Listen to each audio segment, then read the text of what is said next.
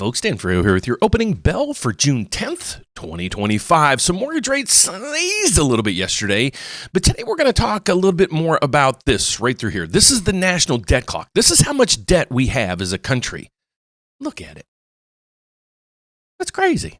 This is how much debt we're underwater. So what happens when the government spends money, anything that they can't afford, we put on a credit card, they put on these things. So let's look at a consumer right now. How strong is the consumer? We really don't have a lot of economic news out today. I'll show you the economic calendar. But let's look at the consumer and see how healthy the consumer is, or are they? Let's get over to it, folks. So my name is Dan Frio. I do this video actually twice a day to help you guys understand what's going on with these. If you're looking to buy or refinance, I'd love to be able to help you. I'm actually a federally licensed loan officer. I'm licensed in all 50 states as well as Puerto Rico. And our slogan here is one application, one credit pool. We're going to shop your loan over 30 different lenders. Now, how in the world could we do that? I'll give you all that information at the end of this video. So let's get over to today's news. So here's what we're seeing. The national debt clock, it is still flying away as usual. We're waiting for the government to come in and sign that big, beautiful tax bill. Is it going to add to this or not? That's one of the contentious things that we're seeing right now. But you go over through here, and the biggest reports that we have right now, I want to focus in on the Treasury markets because the bond market is where all these things originate from. Okay, so let's get over to the bond market. Here's a quick thing right here. Popular U.S. Treasury bet risks being next pain point. Is it? Well, that's what we're going to focus in on a little bit. Then consumer spending. How's it looking? We're going to look at that, and then we're going to look at what the MBS or the market's doing right now in regards to this, because we really don't have much economic news today. Let's look at today's data. We have short-term outlook, 3-year auction note, President Trump going to talk, and API crude inventory. Nothing's really going to happen today in the markets unless there's a trigger point, like maybe China and we settle with something or something else. But then on Wednesday, here's where a lot of the data comes in. We're going to get the CPI, consumer inflation. We're going to have a 10-year bond auction. We're going to see how that goes as well. We'll get the Federal Reserve's balance sheet. That'll give us some insight into these numbers right through here as well. And then we're going to go in on Friday. Here's one more data that's coming in. We're going to get, I skipped over Thursday. We're going to have the PPI, the producer inflation numbers coming in on Thursday. So tomorrow we're getting the consumer inflation. On Thursday, we're getting the producer inflation. On Friday, really not much of anything, but the markets are going to take a nice time to digest this data. So what we want to talk about in today's video, since there's really no economic news, is let's start talking about treasuries, because the bond market is really what's in control of this right through here. So to find out more about that, we look at the consumer spending, and here's what we're looking at. Consumers in January didn't really spend that much, and then in February is 0.4, March 0.7, and then all of a sudden in April, it cut back. What actually happened? Let's get over to this take right through here. I want you guys to understand what the consumer's doing right now. Are they healthy? Are they not healthy? Because we know the national government right now, they're trying like Dickens to work on this stuff here. But how's actually the consumer at this time? So let's get over and look at that report, see how healthy the consumer is at this point. Is it to be something to be scared about? Let's take it over to CNBC and check out today's video. The Bank of America Institute has released the consumer checkpoint for the month of June. Debit and credit card spending increased by 0.8% year over year. That's down from the growth from the previous month, where it was up by 1%. Joining us right now to break it all down is Liz Everett-Chrisberg. She's the head of Bank of America Institute. Liz, what is this telling us? Well, I think the headline number was up, but really what I was paying attention to in the data this month is the seasonally adjusted SAR number, which was down 0.9. That's the first time we've seen consumer spending actually contract in over a year.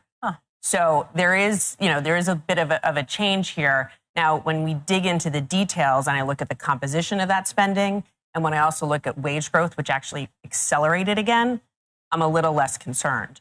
But that pullback in spending was driven by a couple of factors. Well, but before we do, this has been a long time coming. People keep saying, oh, the recession is coming, the recession is coming, the recession is coming. Your data has said, no, we don't see any sign of it. We have been saying, well, what we've seen in the data is that spending continued to accelerate. But this month, for the first time, we saw it pull back. Again, looking at it on a seasonally adjusted SAR basis. So what I want you to understand, though, she is from Bank of America. She doesn't represent, all financial institutions. It's kind of like ADP. ADP has their payroll kind of database to work off of, and that's what they work off of. So could their data be skewed a little bit? Yeah, because again, she's from Bank of America. She's looking at Bank of America data. And when we get a lot of ADP payroll numbers, they're just the ADP data. Where the federal government, it's surveys, but it's a broader range of clientele out there. But here's what she's going to go over. Consumer spending slowed. Is it something to be scary about? Well, airlines, if you go to the airport, it is crazy busy there. And then I learned something this morning. Young consumers rely on credit and BNPL. I was kind of like Becky. She's going to ask it in a minute. What is BNPL? Well, it's buy now, pay later. I'm going to talk about that briefly here in a minute. But let's finish this interview so you can understand the strength of the consumer at this time. But again, going into what was driving that, I think there were a couple of factors. One, gas prices were down. Gas spending was down 1%. That's because of prices. Okay. Two, weather was kind of like it is in New York today, unseasonably cold, rainy. But I think the most important thing that we saw that drove this was a payback to the tariff buy ahead. So in March, in April, you saw consumers loading up on durables, on autos, on electronics. In anticipation of tariffs. And electronics, specifically, in March, they were up 4%. In April, they were up almost double that, 8%. In May, they pulled back. They were down a little over 1%. So I think you're seeing a little bit of that payback. But again, the other offset that I think about is what's going on in the wages, right? So there's a couple seasonal factors there, but wage growth accelerated again. And we had seen wage growth slowing. Okay, folks, and I get a lot of flack from you guys when people say this. So again, she's from Bank of America. She's just saying nationally what she sees in her database is wages going up. You might disagree with that, but we have to at least focus in on some of the data points that we're getting from banks, ADP, and other institutions. We can't all just say, oh, that's false information and just move on. That's one thing I want to make sure you guys are understanding. Just because you don't agree with the data or maybe don't understand the data doesn't mean the data is wrong. Okay, so that's basically what I want to come across with. Lower income wages went up from 1.5 to 1.9, and that wage growth, that after-tax wage growth, is really what drives the consumer. And this is based on the direct deposits that you have coming into your account. Exactly. So this is kind of like the ADP data, but you're seeing it directly into the We're account. seeing the after-tax amount coming into households' accounts. And we're also looking at it kind of on the full household level. So the money you're getting from your standard kind of corporate traditional job, but also if you're supplementing it with gig work or whatnot, you're looking at the whole picture. And what we're seeing there is households' wage growth is accelerating again, which again lets me feel a little bit more comfortable. Okay, so with this pullback. a little bit of a pullback, but you're basically saying don't worry about it. I'm not worried yet. And again, the biggest factor in my mind is what's going on with wages. So one of the other things I think is interesting when we look at the wages is there's been a disconnect between wage growth and spending between the generations. So younger generations' wage growth are accelerating faster than older generations, but older generations are spending more. And one of the things that helps explain that, we think, is we looked at the data for younger generations, and we're seeing more millennials and more Gen Z consumers use alternative payment methods. So BNPL in particular is starting to accelerate again after that growth has really been declining. BNPL, what's that? Buy now, pay later. Oh, okay. So even Becky didn't know what that was. Here's the scary part of that is, so if you're out there and you're watching this video, be careful. Okay, so if BNPL is like this, you ever buy something on no payments for 6 months or no payments for a year or something like that, what you have to be cognizant of is please pay attention to the details. Okay, so what happens a lot of times with this is if you don't make payments on time, you automatically are going to get triggered to pay interest. Okay, so if you miss a payment, just be careful because what they might do is retroact back all the interest that you might owe on that. If you don't pay it, let's say the setup is 3 months or 4 months on buy now, pay later. If you don't pay during that time duration, I didn't dig into this details because I just figured it out here, but I've noticed life experiences. If I bought things on credit 6 months, same as cash and things like that. And years ago, somebody did tell me when I did that, they're like, please make sure you pay that final payment on time, because if you make, let's say you make 11 payments on time and that 12th payment doesn't get there on time or didn't pay the account in full, it retros interest all the way back to the beginning. So please be very careful when you're getting into these things. They are loans, basically, because they're actually funding that purchase right out of the get-go, and you don't have to pay it back for a few months. So please read the details before you start using that transaction base. Check out what happens if you miss a payment, or what happens if you don't make that last payment in time, or you have to stretch out another 1 or 2 payments on that. How bad is that might potentially going to affect you? So just be careful when you're doing those type of purchases. Please, that's all I ask you.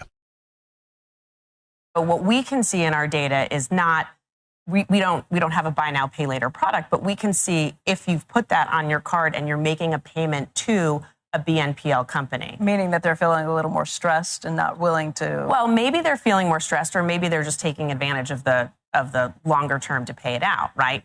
And we now have 10% of younger consumers, of millennials and Gen Zs, who have used BNPL. It's a lot higher than older consumers, only 5% of Gen X and even lower of older consumers.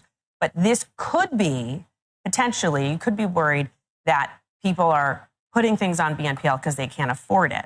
But when you look at the full picture of the data that we're seeing, we're not seeing those younger consumers who are using BNPL have higher utilization or spending more think on they're it. just being smart, So we think taking advantage I think of they're the- just taking advantage of it. That I makes think they're sense. just taking advantage of it. Anything Pretty interesting. Then she finally says at the end, there's anything you're really concerned about at this time? else that jumps out at you? I mean, the only other thing I would talk about is in terms of the composition of spending, we did see services spending continue to drive, saw a big uptick in restaurant spending. And for the first time really this year, we didn't see an uptick in airline spending, but we did see that recover a little bit. So that services seems to be coming back. So people are still flying, people are still eating out, people are still doing all the leisurely things that they're doing. So right now, it doesn't look like the consumer is cracking just yet. So that's what basically she was talking about. Let's get back to the economic calendar for today. Again, there's nothing here, folks. So nothing that should really sway the markets. If you look at the overall markets, we have the bond market right now, MBSs. They're up 4 ticks, meaning they ain't going to do anything. This has to go up 10, 12, 15 ticks up through here for really anything to move in the markets. So right now, the markets are flat when we're looking at the bond market. You look at the equity markets and look, when's the last time you saw the Dow? When I talked about this yesterday, the Dow was up 1. Okay, so the Dow today is up 5. We got the NASDAQ up 52. Everybody's just sitting on the edge of their seats waiting for right through here. The U.S.-China trade tariffs talks, what this concludes with, because this is basically the mega bomb when it comes to the tariffs and everything else. So when this thing gets settled one way or another, the markets are going to move one way or another. So if the outlook there is good, you're going to see the markets rally, mortgage rates come down. If this outlook is bad, that's going to fear higher inflation, higher everything. So that's going to cause the markets to kind of tumble from there, and interest rates being steady, maybe even tick up from at that point. So we're watching meticulously daily to see how this trade talks go, and also that big, beautiful tax bill. So that's about it for today's video. Other than this, before you go out there and you apply for a car loan or a mortgage, here's my public service announcement. Please go to optoutprescreen.com. Here's what this thing does. Did you sign up for the do not call list? Well, hopefully you did. It works, but this thing works fantastic. So before you apply for a car loan or a mortgage, please go to optoutprescreener.com. What this does is when a company or a bank pulls your credit for either a mortgage or a car loan, what happens is that credit agency, it could be Equifax, Experian, or TransUnion, now has the ability to sell your data, your financial data. If you don't want that to happen, please go to Opt Out Prescreener. This is also going to save you about 30 phone calls from solicitors once somebody does pull your credit. So that's the report for today. So my name is Dan Frio. Like I said, I do this report 2 times a day to inform you guys what's going on with rates. So if you're looking to buy or refinance, I don't care where in the country you are, I'm licensed in all 50 states as well as Puerto Rico. Love to be able to help you. Now, talking about our one application, one credit pool, 30 different lender thing. So let me explain who I am and what I do. I work at a federal bank. Okay, that means I'm federally licensed. So I'm licensed in all 50 states as well as Puerto Rico. But our bank is also a mortgage brokerage. How? Well, we're set up with 30 other lenders, actually 32 other lenders, to give you all the options. So you're calling around. Your options now are like, okay, I need to get 3, 4, 5 different quotes to figure out who's going to give me the best deal. Well, how about you use me? Because we're going to give you quotes up to 33 different lenders. How do you get there? Go to therateupdate.com. Right over to the top there, you're going to find our phone number here. If you want to ask me a question directly, just click the button. It'll go right to me, and then yours truly will be responding. Please add your phone number and your name and whatever else. I'd love to give you a call, text, or email. You can schedule, you can put in your application right through here. And then if you scroll down through here, we just handpicked 6 of the top 3,000 videos that we have. So if you're looking to buy a house, if you're a disabled veteran, check out this program here that we have. If you're looking to try to figure out increase your credit scores because you're this close to maybe a 700 or 800, check out this as well. But if you're a homeowner, please check out the RateWatch tool that we have. So next time mortgage rates come down a little bit lower, right to that range where you're looking to refinance, we can lock you in and get the paperwork started. So thanks for watching, folks. God bless. Have a fantastic afternoon. If you need my help or assistance looking to buy or refinance, please reach out to us. We'd love to help. Have a great day. I'll see you back later this afternoon. God bless. Have a fantastic afternoon, folks. Bye-bye.